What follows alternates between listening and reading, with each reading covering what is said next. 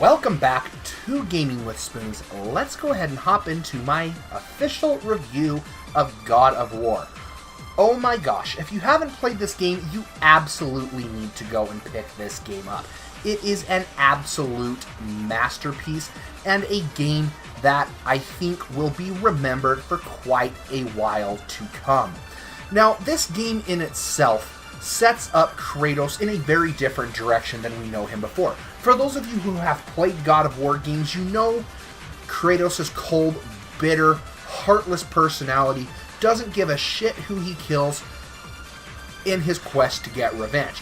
God of War on the PlayStation 4 takes him in a very different direction as he has escaped the land of Greek mythology, kind of left behind the gods there, looking to just get away from it all. He meets up with a woman named Faye. They have a child together whom they name Atreus, and it goes on from there as Faye passes away, and we see the game open up as Kratos and Atreus are getting ready to burn her body so they can put her ashes in a bag and fulfill her final wish of climbing up to the highest peak and spreading her ashes all over the area. And it's a heartfelt game, very heartfelt scene. You see a lot of this, this adventure of what they have to go on, what they have to achieve to get there, just to basically see his wife and Atreus' mother, her final wish revealed. The game is very good about going in and building up the relationship with Atreus and Kratos, which is very interesting because we almost see a different side to Kratos than we're used to. Kratos is a character who in the first game was very dead set on revenge. As I said, he was very bitter, very cold, very heartless, didn't care who he killed. With Atreus being his son, we see Kratos take a very interesting approach. It's obvious that being a father has quite a bit of effect on him. Now, I do want to go on a note saying that, there is some things out there saying that Kratos has been kind of turned into a pansy, and I don't see where this is coming from, because deep down, I think Kratos at that point, at the end of God of War 3, wanted to escape it all, wanted to find a way to, in a way, change, but didn't know how. Losing his wife and his daughter were obviously reasons for vengeance. I think meeting someone, falling in love with them, having a child yet again, kind of wanted to make him step out and go completely different than what he was. It was something that allowed him to change. Atreus is a very curious boy. He has a lot of questions, and you can really see the struggles of Kratos trying to be a good father. Because sometimes Atreus will ask Kratos, what's this? And his answer is, I do not know. Or, the line of when Atreus runs off and does something, boy, get back here. So, he's gruff, and he really doesn't know how to treat his son. But Kratos really tries, and you see that relationship expand through the game. The other characters are done very interesting as well. There's the Witch of the Wild. She's a very interesting character. You have the bad guys who you get very little time with, but it does kind of give you somewhat of a connection with them.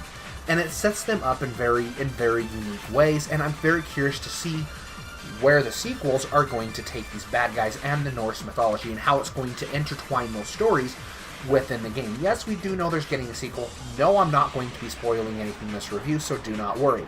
The next two characters I want to talk about are Brok and Sindri. Brok and Sindri are two dwarves who help you out on your adventure. Brok is the comedic effect. Every time this character opens his mouth, he is absolutely hilarious to listen to.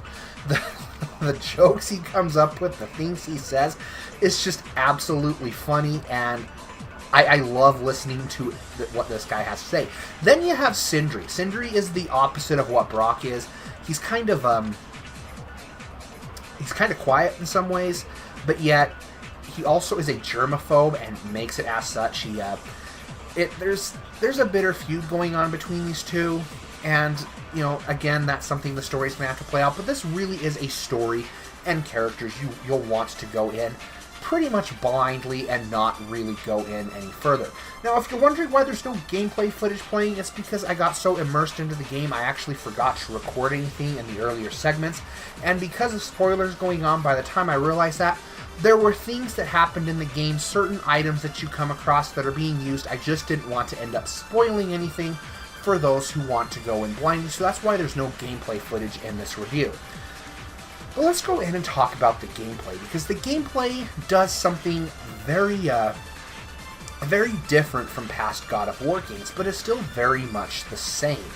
So God of War has almost taken a bit of approach of a Dark Souls Bloodborne kind of style game, which means movement's a bit more tactical, it's a bit more slow, you need to be more methodical about how you plan out your moves, and really kind of pay attention to what's going on. You're not just sitting there going in, throwing around the blades of chaos, going hack and slash. The axe of Leviathan is a very different type of weapon, and it makes Kratos much slower. In turn, the game also allows you to be able to, as I said, strategize a little bit better, and really makes you think how you're going to use your weapon. So you may find yourself swarmed by a bunch of enemies, go in there and just start bashing them with your axe. Well, you might have an enemy in the distance that's getting in your way, you might launch your axe at them to freeze them, while you pummel this other enemy to death to build up the stun gauge while you tear them apart. You can also build up the stun gauge by using Atreus' arrows. By pressing square on the control pad, you're able to go in and have Atreus fire his arrow. This works extremely well. And considering that the game has a counterpart co-op player that you kind of give orders to and control, Atreus never really feels like he's burdening Kratos at all. If anything, Atreus really feels like he's there to help, and it works really well. They set up a really magnificent combat system here. Now, back to stunning an enemy, where I said Kratos will rip them apart. This is kind of where it feels like God of War. So you may see Kratos do like a finishing blow like he did in God of War by pressing a button thing. It's not so intricate as it was in God of War. It's a bit more simplistic, which is kind of a change that I kind of enjoyed. But oftentimes you'll see either Kratos rip this guy apart, flip this guy over, put him to the ground, crush his head.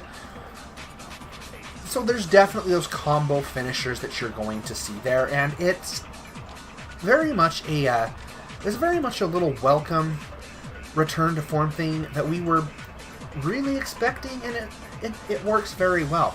Obviously, there's some other combat things in the game that I do not want to go in and explain because, again, it's something you'll want to experience. It's one of those moments that you're just going to go, oh my gosh, is this really happening? So the gameplay, very excellent.